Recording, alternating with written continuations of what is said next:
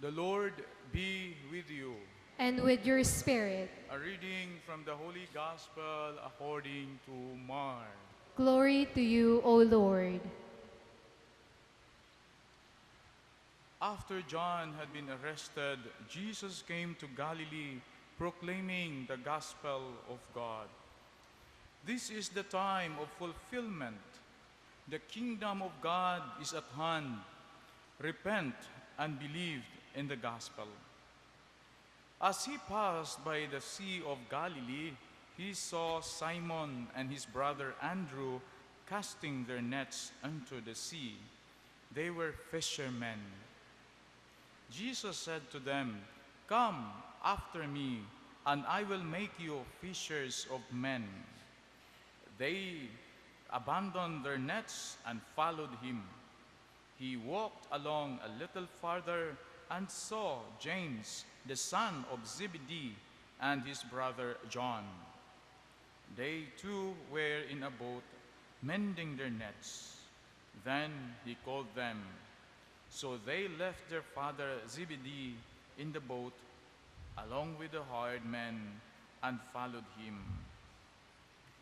The Gospel of the Lord. Praise to you, Lord Jesus Christ. Please be seated for a while.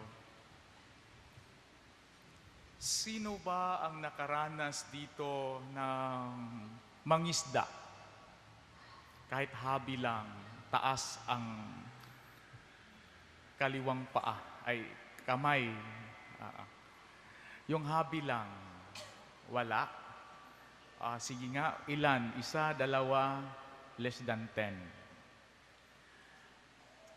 Ano ang feeling ninyo? Ano ang meron na discover ninyo sa inyong sarili?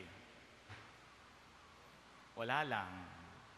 Mga kapatid, naranasan ko rin paano mangisda nung ako ay nakatira sa aking foster parents.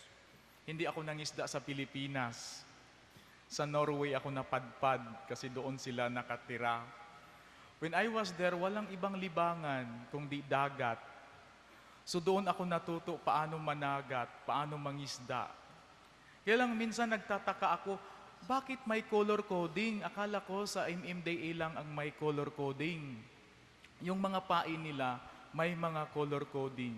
May mga different colors na ilalagay nila sa hook. And sabi nila, ang ito daw ay to attract different kinds of fishes kung ano ang nilalagay.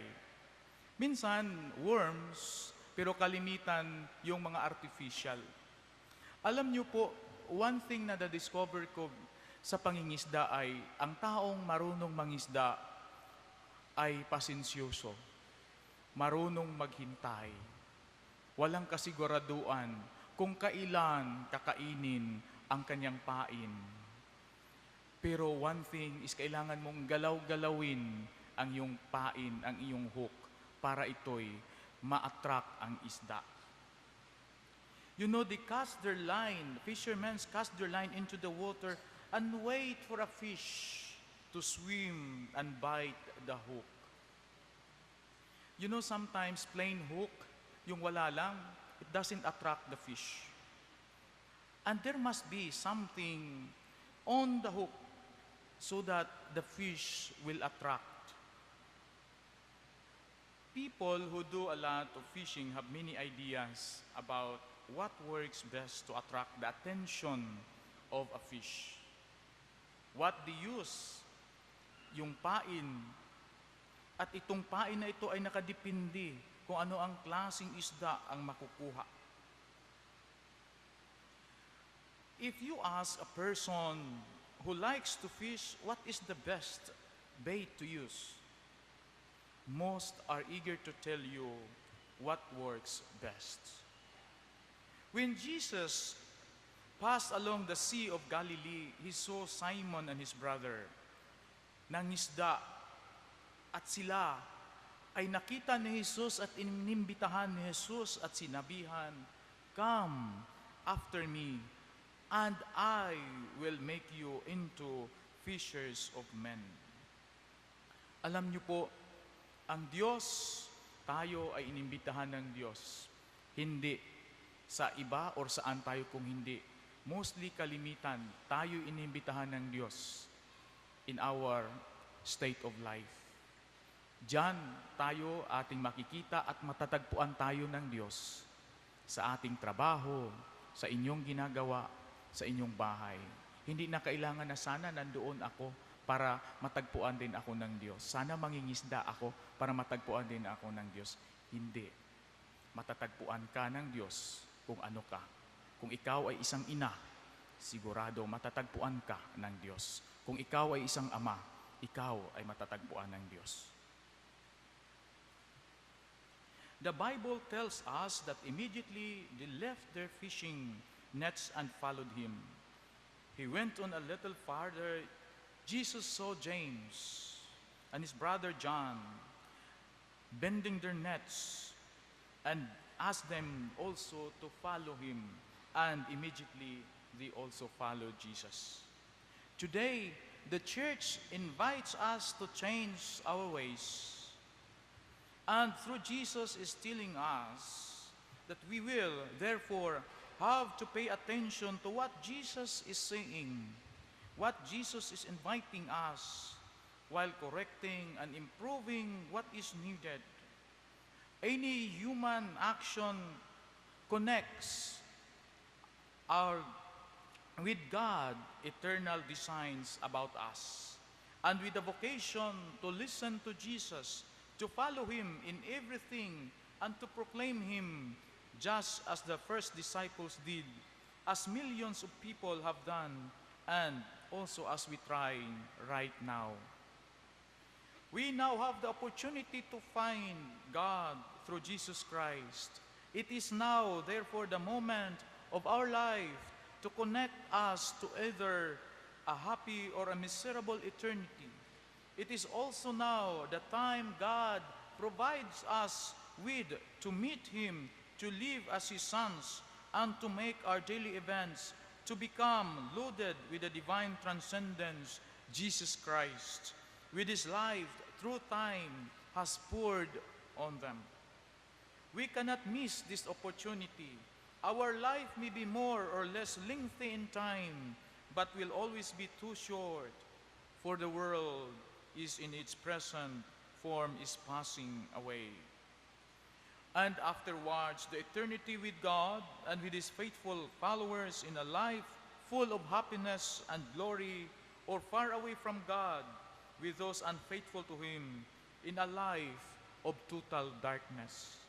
The hours, days, months, and years are not for us to waste, nor to spend in relaxation while letting them go by almost unnoticed with a futile, not too bad. They are rather for us to live us here and now, following what Jesus Christ has proclaimed in the saving gospel. Live in God by loving everything and everybody. This is why those who have loved, example Mary, the saints, and those who have remained faithful till the very end of their earthly life, have been able to hear that, "Well done, my God, my good and faithful servant," and the invitation of, "Come, share your master's joy." For us, what do you think it was that attracted these men to Jesus? What do you think that attracted us to Jesus? What made us or them want to be his disciples? They saw God's great love in Jesus and were willing to follow him. It is the same today that love causes people to follow Jesus. We just celebrated, or we just noticed, or we just have the Pope in our country, and a lot of people coming, following him. What is the reason? Surely it is the love that causes people to follow the Pope wherever they go, anywhere. because they see Jesus in him. Jesus told his disciples that he would teach them how to fish for people. He showed all of us that the way to do that is to have God's love in our lives and share it with others. Let us be converted.